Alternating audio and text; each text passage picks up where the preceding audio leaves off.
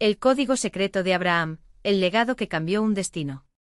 El viento caliente del desierto soplaba entre las grietas de las antiguas murallas de Hebrón cuando Daniel Ariel, un joven economista de Tel Aviv, recibió la llamada que lo arrastraría hacia un misterio más viejo que el dinero mismo. Su tío, el rabino Isaac Ben Zion, un hombre de mirada penetrante y manos temblorosas por la edad, le había dejado algo en herencia. No era una propiedad, ni joyas, ni siquiera los manuscritos de la Torá que todos esperaban. Era una caja de madera de olivo, sellada con cera roja y marcada con un símbolo que Daniel nunca había visto, un árbol con 7 ramas entrelazadas en forma de candelabro, pero con una serpiente enroscada en su tronco. No la abras hasta que estés solo, y solo cuando sientas que el mundo te ha dado la espalda, le advirtió la voz quebrada del notario, un hombre que parecía conocer más de lo que decía. Daniel, escéptico por naturaleza, guardó la caja en su maleta y regresó a su apartamento en el centro financiero de la ciudad. Su vida era una carrera contra el reloj, deudas universitarias, un trabajo en un banco que apenas le permitía llegar a fin de mes, y la presión de una sociedad que medía el éxito en ceros en la cuenta bancaria. Pero esa noche, mientras el reflejo de las luces de los rascacielos danzaba en su ventana, algo lo impulsó a romper el sello. Dentro de la caja no había oro ni documentos legales, sino un pergamino amarillento escrito en hebreo arcaico, con anotaciones en ladino y símbolos cabalísticos en los márgenes. En el centro, con tinta descolorida pero legible, se leía: El que entienda el código de Abraham multiplicará su patrimonio como las estrellas del cielo. Pero quien lo use con avaricia, perderá hasta su nombre. Daniel, aunque no era un hombre religioso, sintió un escalofrío.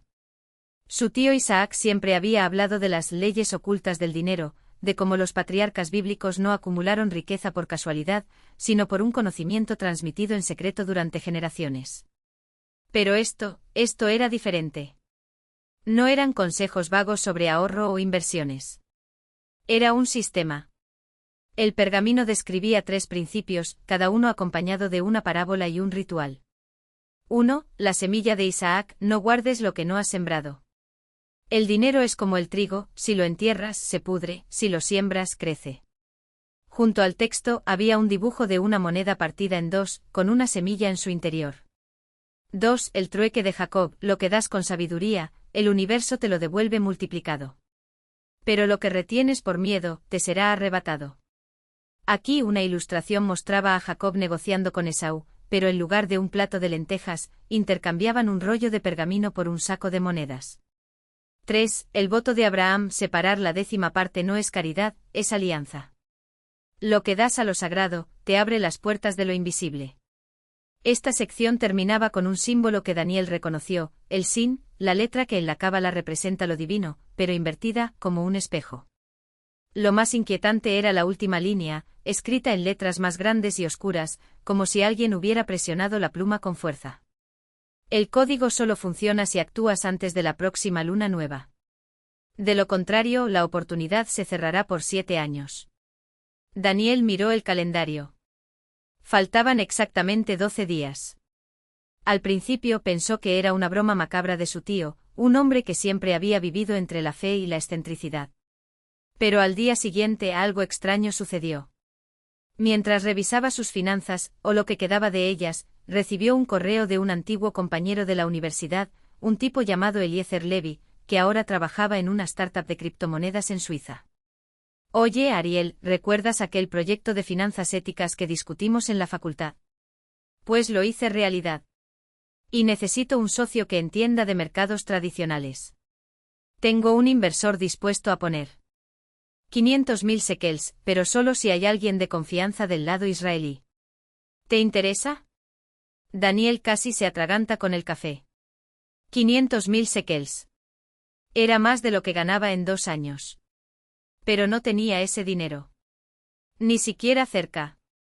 Entonces recordó el primer principio, la semilla de Isaac.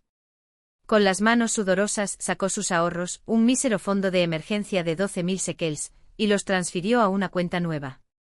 Luego, siguiendo una corazonada, o quizá el pergamino, envió un mensaje a Eliezer. No tengo el capital, pero puedo conseguirlo. Dame 3 días. Eliezer, intrigado, aceptó. Lo que happened después fue una cadena de eventos que desafiaban la lógica. Un cliente del banco donde trabajaba Daniel, un anciano joyero de Jerusalén, le ofreció prestar 20.000 shekels a cambio de un favor futuro, algo relacionado con un documento legal que Daniel podía gestionar fácilmente.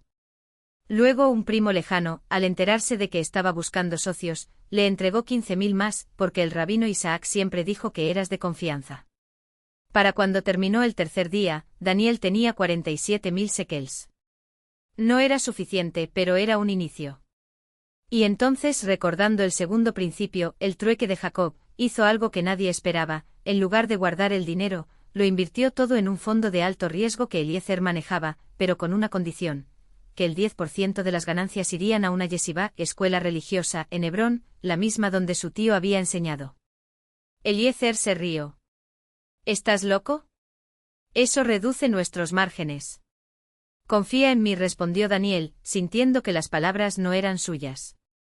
El día de la luna nueva, mientras Daniel observaba desde su balcón cómo el cielo se teñía de un rojo oscuro, recibió una transferencia, 987.000 shekels.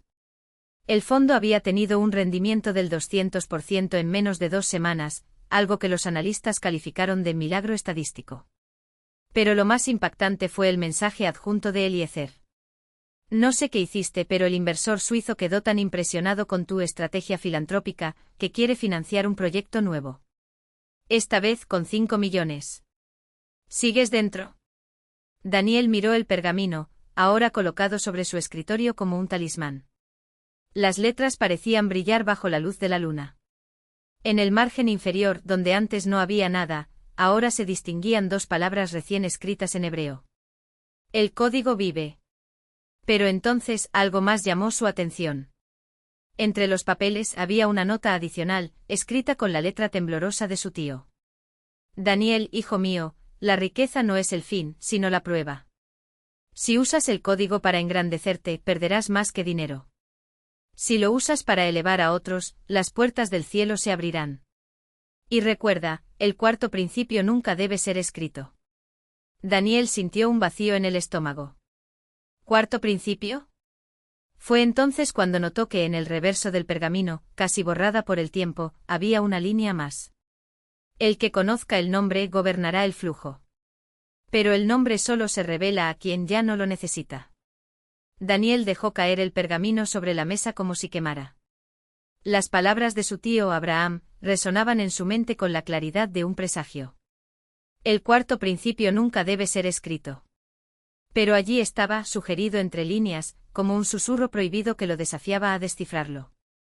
El aire en la biblioteca se espesó, cargado con el peso de siglos de secretos. Las velas parpadearon, aunque no había corriente. Afuera, la luna llena iluminaba Madrid con una luz plateada, casi sobrenatural. Daniel se acercó a la ventana y vio su reflejo superpuesto al de otro hombre alto, encorvado, con un abrigo oscuro, que observaba la casa desde la acera de enfrente. El corazón le dio un vuelco. Un espía. Pero cuando parpadeó, la figura había desaparecido. Regresó al pergamino. El que conozca el nombre. El nombre solo podía referirse a una cosa: el tetragramatón, las 4 letras hebraicas del nombre de Dios perdido de. Es de la destrucción del segundo templo. Según la leyenda, quien lo pronunciara con intención pura podría doblar la realidad a su voluntad. Pero las advertencias eran claras: el conocimiento corrompe, el poder consume. Su tío lo sabía. Por eso había ocultado el cuarto principio incluso de sí mismo. Daniel buscó entre los libros de Abraham hasta encontrar un diario de cuero gastado. En sus últimas páginas, escrita con tinta descolorida, encontró una confesión. Lo intenté, hijo. En 1943, cuando los nazis confiscaron nuestras propiedades, usé el código para multiplicar el oro de la familia. Funcionó. Pero el precio fue mi alma. Cada vez que lo hacía, algo en mí se apagaba. Hasta que un día, el código dejó de obedecerme. Ahora sé por qué: no era mío para usar. Pertenece a algo más grande. Si tú lo encuentras, quémalo. O mejor, entiérralo donde nadie pueda desenterrarlo. Las manos de Daniel temblaron. Su tío no había muerto de un infarto como le habían dicho. Había desaparecido una noche, dejando solo una nota para la policía: me voy a buscar lo que perdí. Pero ahora Daniel entendía: Abraham había huido de su propia creación. Un ruido en la puerta lo sobresaltó.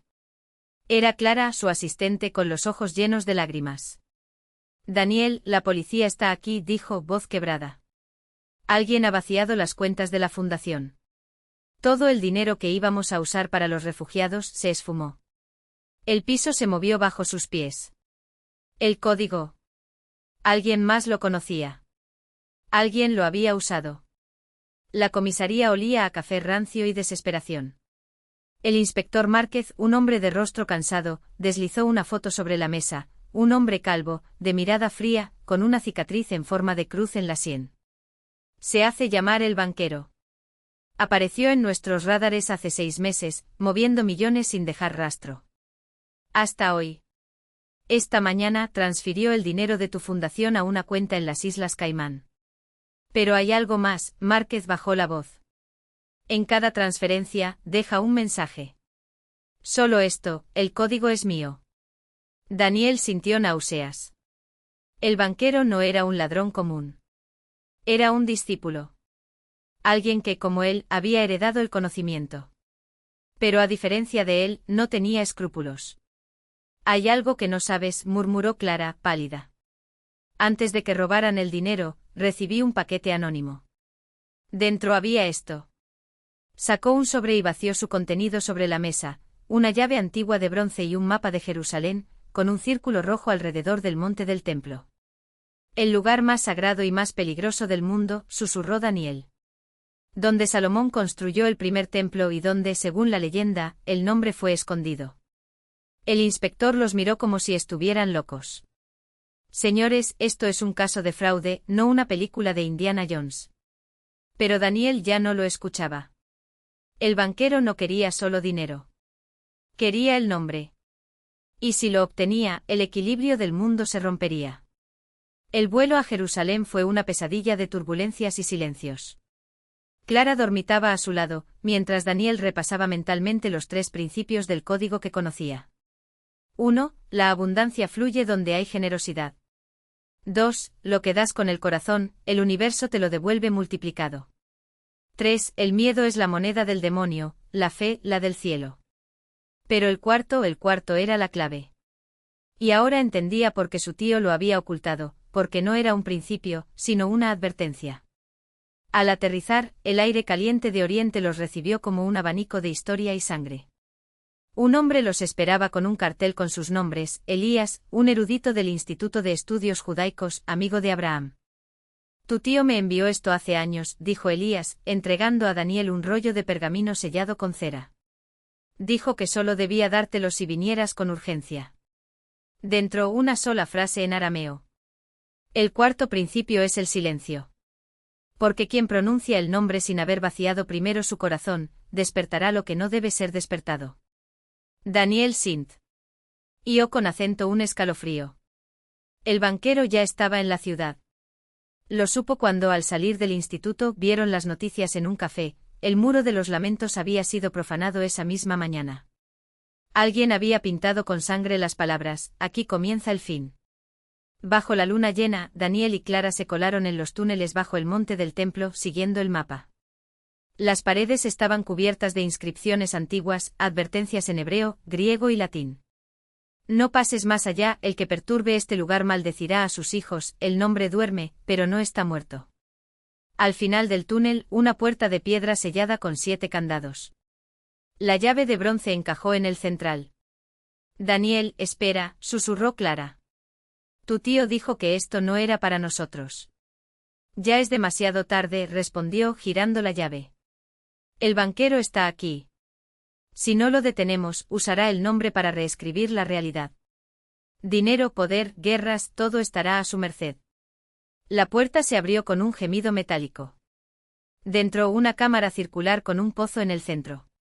Sobre él, flotando en el aire como si el tiempo no existiera, estaba la piedra del nombre, una losa negra con 4 letras hebraicas grabadas, brillando con una luz propia. Pero no estaban solos. Por fin, dijo una voz desde las sombras. El último descendiente de Abraham. El banquero emergió vestido con un traje impecable, los ojos inyectados en sangre. En su mano, un revólver apuntaba a Clara.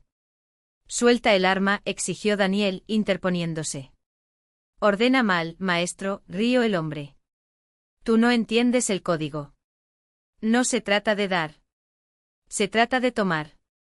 Y yo he tomado suficiente para saber que el nombre me pertenece. Apuntó el revólver al techo y disparó. La bala no salió. En su lugar, el arma se deshizo en polvo. El código protege este lugar, susurró Elías, apareciendo detrás de ellos con un grupo de rabinos.